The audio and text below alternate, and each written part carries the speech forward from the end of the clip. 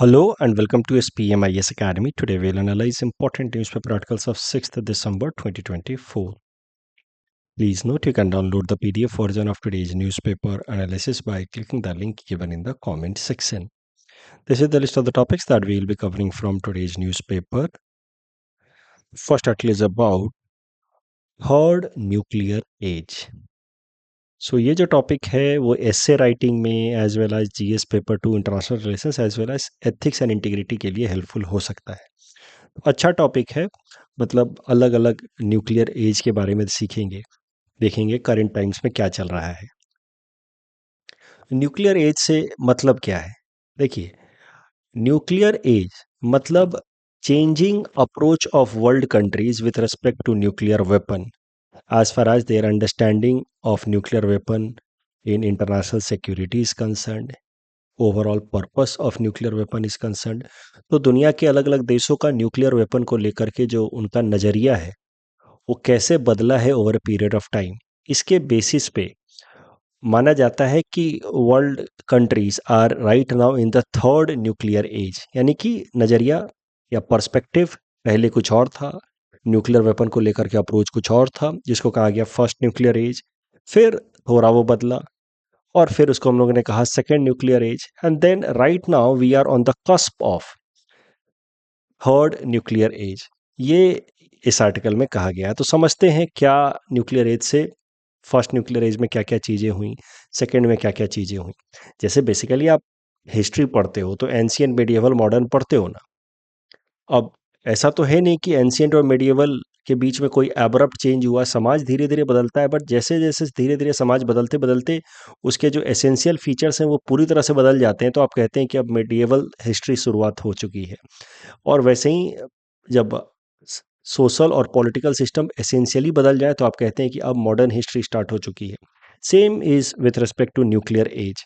तो पहला nuclear as माना जाता है 1945 से लेकर के 1991 तक रहा, जब दुनिया के शुरुआत के देश जैसे कि US, it developed nuclear weapon, Manhattan project of US that ultimately led to development of nuclear weapon, which is associated with the father of atom bomb, Robert Oppenheimer, जिनके ऊपर मूवी बनी है।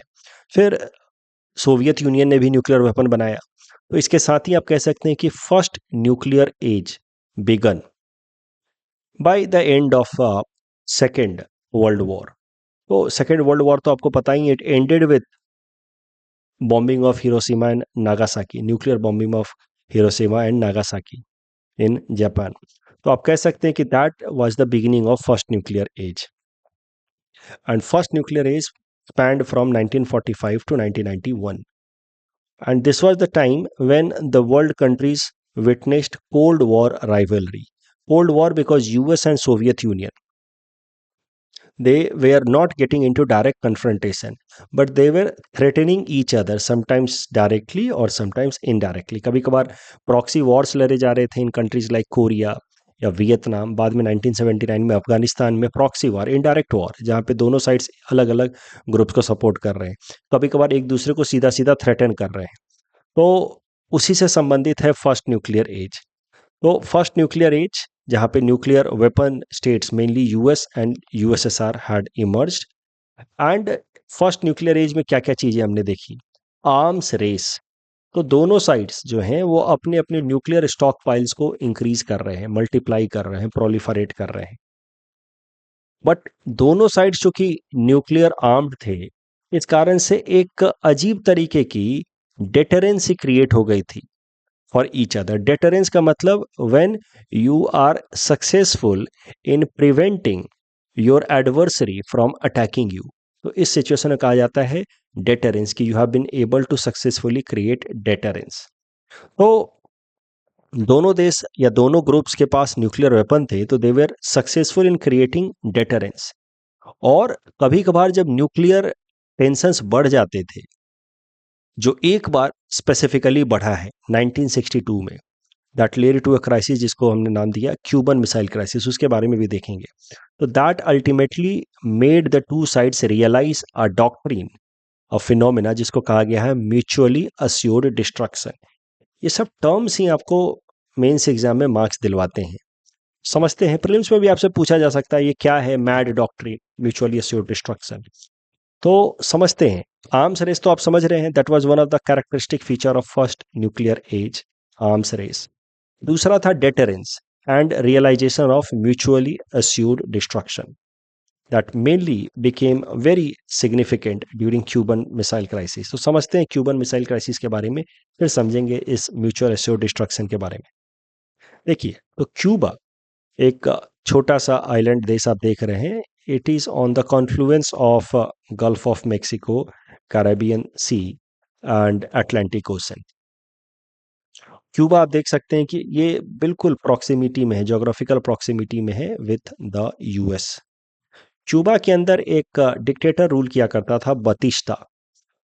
Batista was a kind of puppet of the US. तो बिल्कुल US के हिसाब से ही वो अपने यहाँ के एडमिनिस्ट्रेशन क्यूबा के चलाता था। फिर बटिस्टा के अगेंस्ट हो गया revolt in Cuba, and that revolt was carried out by a military leader Fidel Castro. और उसके बाद से 1959 में रिवोल्ट हुआ, Batista was removed and Fidel Castro came to power. Fidel Castro had socialist alienation.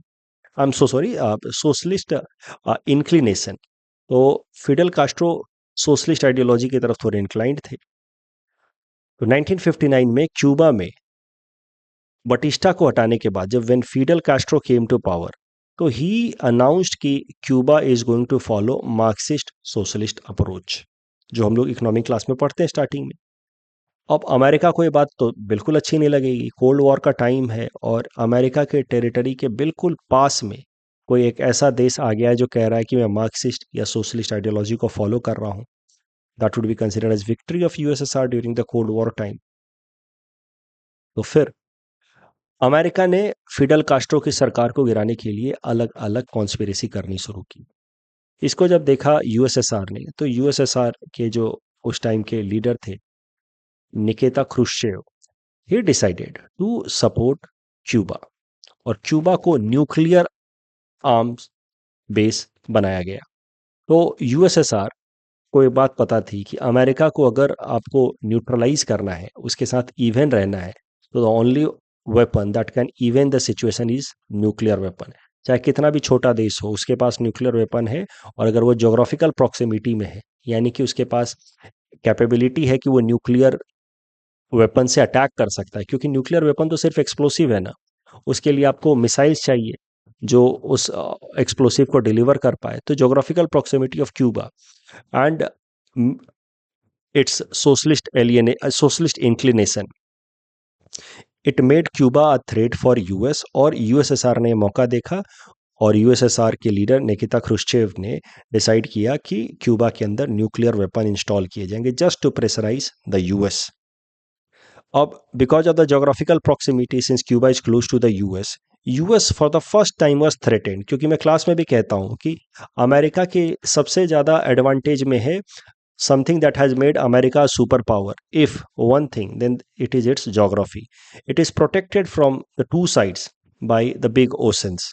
तो कभी कभार कहते हैं ना कि Americans are Americans not because who they are but where they are. उनकी जोग्राफिकल लोकेशन बहुत एडवांटेजियस रही है।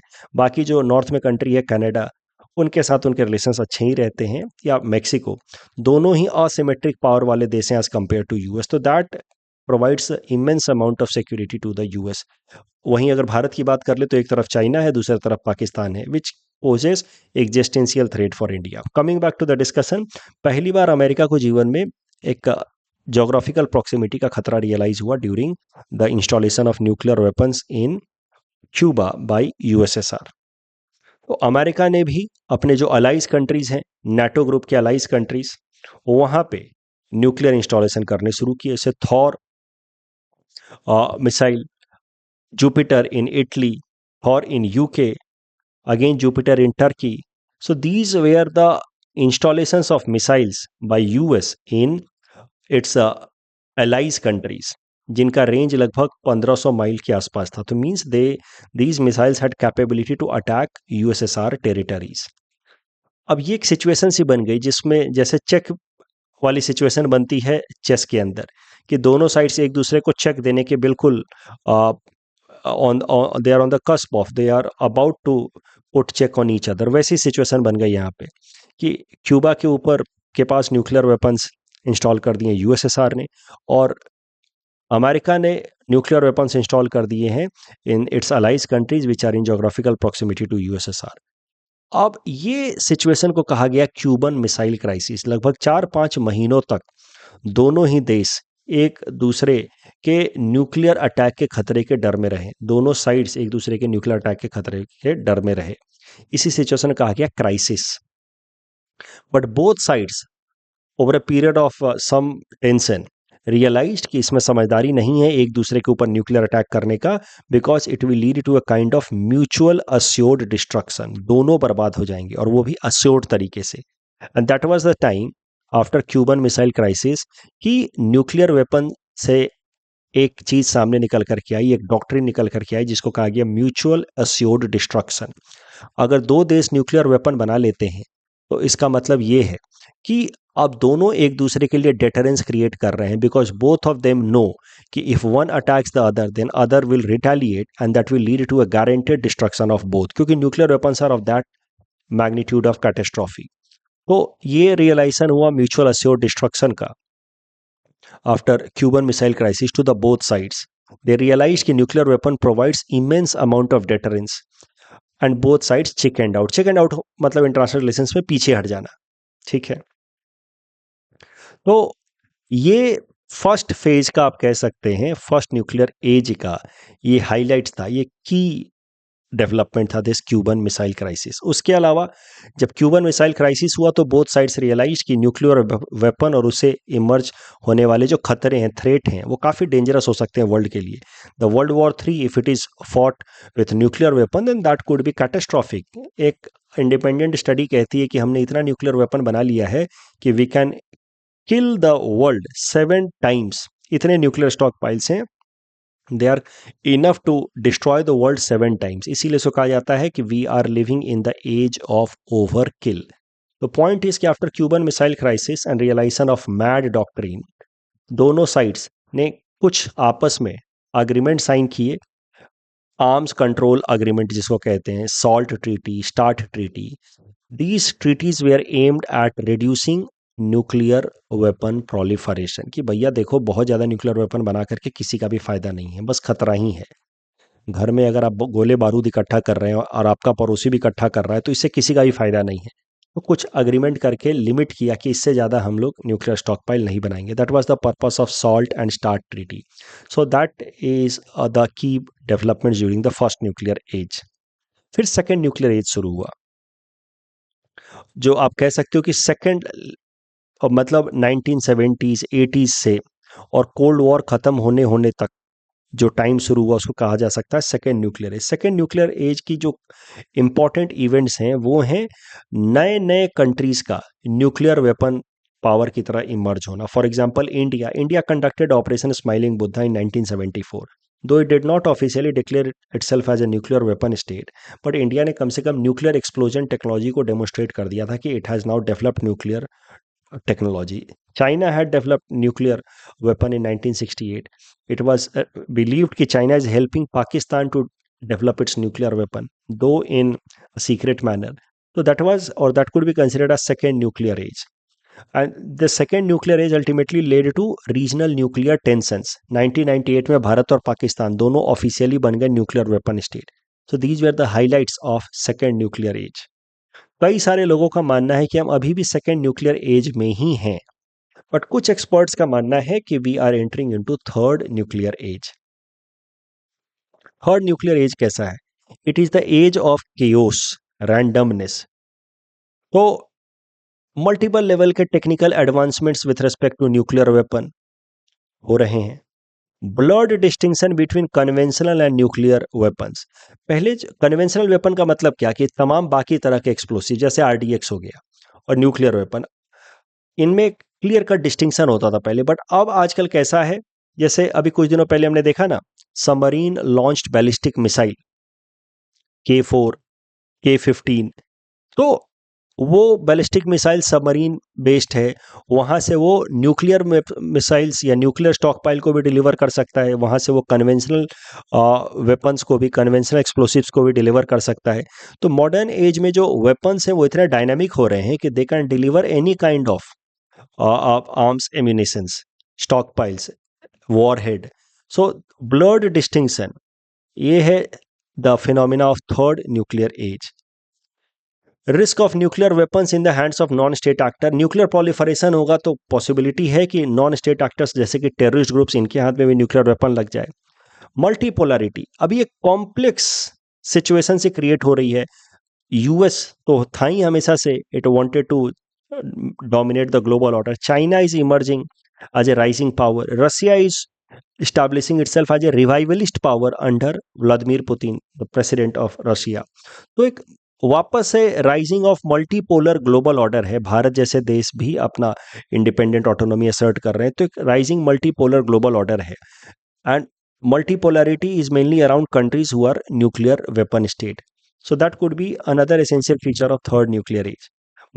बिल्कुल करेंट टाइम्स में क्या हुआ है जिस कारण से इसकी चर्चा होने लगी है थर्ड न्यूक्लियर एज, और जिस कारण से मुझे लगता है कि प्रीलिम्स में या मेंस में खासकर प्रश्न पूछा जा सकता है। तो करेंट टाइम्स में चाइना ने सबसे पहले कहा कि it's no first use doctrine. No first use doctrine का आपका मतलब समझ रहे हैं आप, जैसे भारत के न्यूक्लियर डॉक्ट्रिन के अंदर एक प्रोविजन है नो फर्स्ट यूज की, जो नॉन न्यूक्लियर स्टेट हैं उनके खिलाफ हम न्यूक्लियर वेपन इस्तेमाल नहीं करेंगे, और न्यूक्लियर वेपन का इनफैक्ट हम पहले किसी के अगेंस्ट इस्तेमाल नहीं करेंगे। तो नो फर्स्ट यूज डॉक्ट्रिन जो होती है किसी भी देश की with respect to its nuclear weapon, कहीं ना कहीं वो इस बात का इंडिकेशन होती है कि हम लोग न्यूक्लियर वेपन अपने सेल्फ डिफेंस के लिए बनाए हुए हैं, ना कि किसी को अटैक करने के लिए। तो चाइना की जो न्यूक्लियर डॉक्ट्रिन थी उसमें नो फर्स्ट यूज प्रोविजन था, बट हाल फिलहाल में चाइना ने उसमें थोड़ा सा एम्बिग्विटी डाल दिया है।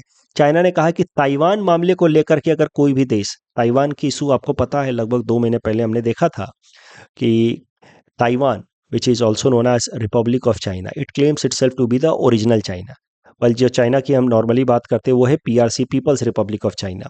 तो इन दोनों के बीच का डिस्प्यूट 1949 से संबंधित, कैसे 1 अक्टूबर 1949 को ताइवान को जाकर के स्टैब्लिश किया गया ऑन द फार्मोसा आइलैंड, ये हमने अक्टूबर महीने में देखा था न्यूज़पेपर एनालिसिस में। आई जस्ट होप कि आपको चाइना ताइवान के बीच का डिस्प्यूट याद है, टू चाइना पॉलिसी याद है, राइट। तो China does not allow any country to follow two China principles, it just wants other countries to realise कि there is just one China, that is PRC, right. Bharat और America जैसे देश भी officially यही मानते हैं कि there is just one China. तो पॉइंट इज कि चाइना ने हाल फिलहाल में कहा कि ताइवान मामले को लेकर के अगर कोई भी देश चाइना की सोवरेनिटी को चैलेंज करने की कोशिश करेगा तो उस केस में China might use nuclear weapon without any attack of nuclear weapon on it, यानी कि उस केस में ताइवान के मामले में नो फर्स्ट यूज डॉक्ट्रिन को चाइना छोड़ सकता है, रिमूव कर सकता है। तो that ambiguity has been created by China.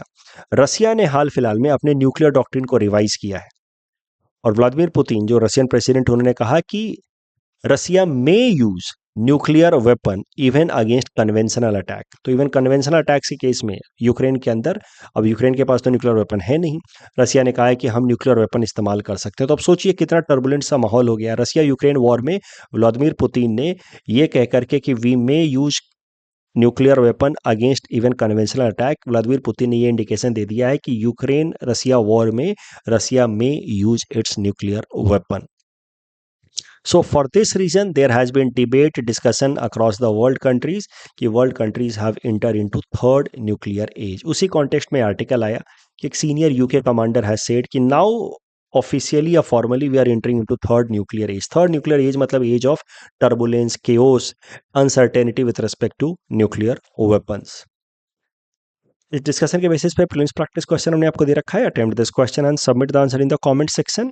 ऐसा मेंस में आपसे प्रश्न पूछा जा सकता है क्यूबन मिसाइल क्राइसिस के बारे में, पेपर 1 में पूछा जा सकता है, इवन पेपर 2 इंटरनेशनल रिलेशंस में पूछा जा सकता है। अटेम्प्ट कीजिए, जो डिस्कशन हमने किया उसके बेसिस पे आप आराम से इसको अटेम्प्ट कर सकते हैं। The next topic is about world drought atlas. This topic is important from our syllabus GS paper 3 environment point of view. तो हाल फिलहाल में हमने देखा कि United Nation Convention on Combating Desertification, इसकी कॉन्फ्रेंस ऑफ पार्टी हुई इन रियाद, सऊदी अरबिया।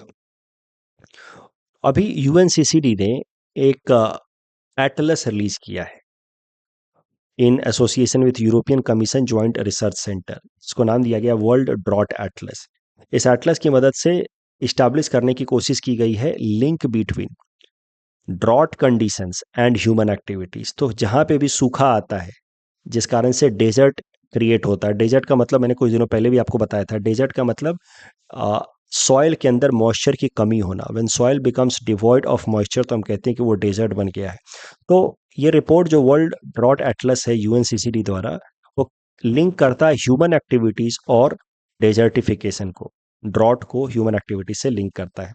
तो रिपोर्ट से कि अगर कंक्रीट मेजर्स लिए जाए तो ड्रॉट्स को रिड्यूस किया जा सकता है, उनके एक्सटेंशन को, यानी कि डेजर्ट के एक्सटेंशन को रोका जा सकता है। कंक्रीट एक्शन तीन तरीके के लिए जा सकते हैं: प्रॉपर गवर्नेंस यानी कि early warning system, micro insurance for small holder farmers. तो अर्ली वार्निंग सिस्टम किस चीज के, किसी भी नेचुरल कैटेस्ट्रॉफी के अगेंस्ट अर्ली वार्निंग सिस्टम। और मान लीजिए कि हीट वेव के अगेंस्ट अर्ली वार्निंग सिस्टम, तो उससे फार्मर्स क्या कर सकते हैं, पहले ही अपने लैंड को कवर करके रख सकते हैं with some grass, leave something, जिसको कहा जाता है मल्चिंग, जिससे सॉइल की मॉइस्चर लॉस ना हो। Micro insurance for small holder farmers, उनको इंश्योरेंस फैसिलिटी प्रोवाइड की जाए ताकि in case of some drought condition they could be protected from negative economic impact. Land use management, जहाँ पे भी फॉरेस्ट डेवलप हो गया, I am so sorry, desert आ गया है, उसका वापस से वहाँ पे मॉइस्चर दे करके उसको लैंड को रिस्टोर किया जा सकता है। एग्रो फॉरेस्ट्री, अलग अलग ट्रीज लगाए जा सकते हैं। And management of water supply and use, proper अगर water supply, ground water recharge करते रहें तो हम लोग ड्रॉट एक्सटेंशन को रोक सकते हैं और डेजर्ट ज़्यादा बनने से रोक सकते हैं। एक डेटा जो मेंस पर्सपेक्टिव से आपको याद रखना है वो ये है कि वर्ल्ड ड्रॉट एटलस के हिसाब से about 75% of the population in the world will be affected by drought by 2050। इस डिस्कशन के बेसिस पे प्रीलिम्स प्रैक्टिस क्वेश्चन हमने आपको दे रखा है। Please attempt this question and submit the answer in the comment section. The next article is about Proba 3 launch. देखिए, Proba 3 is important from GS paper 3 science and technology point of view. क्या है PROBA 3? ये हमने लगभग एक महीने पहले newspaper analysis में देखा था। ये एक मिशन है, स्पेस मिशन, जिसको यूरोपियन स्पेस एजेंसी ने डेवलप किया है। इसकी यूनिकनेस ये है कि इस मिशन में एक सैटेलाइट नहीं है, इनफैक्ट दो सैटेलाइट्स हैं जो एक हाई प्रिसीजन फॉर्मेशन फ्लाइंग करेंगे। मतलब यूनिक अ, एक यूनिक रिलेटिव पोजीशन को मेंटेन करते हुए वो अपने आप को स्पेस में रखेंगे। इसी को कहा गया है हाई प्रिसीजन फॉर्मेशन फ्लाइंग। जैसे ये सैटेलाइट को हमने लॉन्च किया, इसके दो कंपोनेंट हैं, कोरोनाग्राफ स्पेसक्राफ्ट एंड ऑक्यूल्टर स्पेसक्राफ्ट। ये है ऑक्यूल्टर स्पेसक्राफ्ट और ये है कोरोनाग्राफ स्पेसक्राफ्ट। ये दोनों इसी रिलेटिव मोशन में चलते रहेंगे। जैसे यहाँ पे सन है, ये इसी आ, आप कह सकते हैं रिलेटिव पोजीशन को मेंटेन करेंगे वाइल मूविंग अराउंड द सन। इससे क्या होगा कि जो ऑक्यूल्टर स्पेस क्राफ्ट है, ये सन से आने वाले जो स्ट्रॉन्ग रेज हैं, रेडिएशन हैं, उनको ब्लॉक करेगा ताकि इसके पीछे जो स्पेस क्राफ्ट है, कोरोनाग्राफ स्पेस क्राफ्ट, वो सन को स्टडी कर पाए। उसके लाइट को डिम करने का काम कर रहा है ये ऑक्यूल्टर, ताकि सीएससी, कोरोनाग्राफ स्पेसक्राफ्ट, सन को के सोल रेडिएशंस को स्टडी कर पाए। तो ये तो हम लोग प्रोबा 3 ऑलरेडी देख चुके हैं एक महीने पहले। आई जस्ट होप आपको याद आ ही रहा होगा। अभी प्रोबा 3 के अंदर एक फीचर जो है हाई प्रिसीजन फॉर्मेशन फ्लाइंग, ये दोनों एक स्पेसिफिक प्रिसीजन के साथ अपने आप को स्पेस में मेंटेन करेंगे। पॉइंट इज की प्रोबा 3 मिशन को लॉन्च करने की, इसको डेवलप किया यूरोपियन स्पेस एजेंसी ने, बट इसको लॉन्च करने की जिम्मेदारी दी गई इसरो को। और इसरो ने, जो हमारे भारत देश की स्पेस एजेंसी है, उसने अपने PSLV C-59 रॉकेट की मदद से प्रोबा 3 को लॉन्च कर दिया। पहले एक दिन पहले लॉन्च करने का डेट था, बट उस दिन थोड़ी सी टेक्निकल ग्लिचेज आए। अब अगले दिन फिर उसको ऑफिशियली फॉर्मली लॉन्च कर दिया गया। पीटी पर्सपेक्टिव से, प्रीलिम्स पर्सपेक्टिव से याद रखने वाली बात यह है, ये प्रोबा 3 को डेवलप किया है यूरोपियन स्पेस एजेंसी ने, लॉन्च किया है भारत की स्पेस एजेंसी इसरो ने। और एक बार जब प्रोबा 3 लॉन्च हो गया तो ये डेटा रिले करेगा टू यथर्ग स्टेशन इन ऑस्ट्रेलिया। तो वहां का स्टेशन जो है वो डेटा को कैप्चर करेगा फ्रॉम प्रोबा 3 और उसको डिकोड किया जाएगा, डिसाइफर किया जाएगा। तो ये PROBA 3 could be an example of Globalization in space collaborations. Proba 3 could be an example of international integration with respect to space development. ऐसा कुछ आप लिख सकते हैं. Developed in Europe, launched by India and data relay in Australia. यथार्ग station. इस discussion के basis पे प्रीलिम्स प्रैक्टिस क्वेश्चन हमने आपको दे रखा है. Please attempt this question and submit the answer in the comment section. The next article is about Lakshminath Bezbaroa award. This topic is important from GS paper 5 Assam issues point of view. Lakshminath Bezbaroa ji, तो आपको पता ही है उनके बारे में, बाकी जीएस पेपर 5 में भी पढ़ते हैं आप. तो well, the most one of the most prominent literary figure, उनके नाम के आगे ये अवार्ड दिया जाता है, Lakshminath Bezbaroa award, for individuals who have made significant contribution to Assamese literature, culture and heritage. इस साल लक्ष्मीनाथ बेजबोरवा अवार्ड दिया गया है कुलधर सैकिया जी को, who has been former president of Assam Sahitya Sabha as well as he is a retired IPS officer, former DGP of Assam. Like minded country से संबंधित ये दूसरा स्टेटमेंट गलत है. एक्सक्लूड नहीं करता, ये इंक्लूड करता है डेवलपिंग कंट्रीज को, तो यहां जाकर के गलत हो गया. मार्बर्ग वायरस, तो primary mode of transmission is not through humans, but इसलिए सेकंड स्टेटमेंट गलत है. प्राइमरी मोड तो वो बैट से इंसानों तक आता है, और इसको लेकर कोई वैक्सीन भी अभी डेवलप नहीं हुआ है. ये जो अमेंडमेंट बिल था ऑयल फील्ड से संबंधित, इसमें it introduces the concept of petroleum lease distinct from traditional mining. ये अलग है, इसको मर्ज कर दिया गया है. The Turner Prize, the Turner Prize में तो आपको पता है, बस ये वाला स्टेटमेंट गलत है. मैंने कल भी कहा था कि it is not only for painters.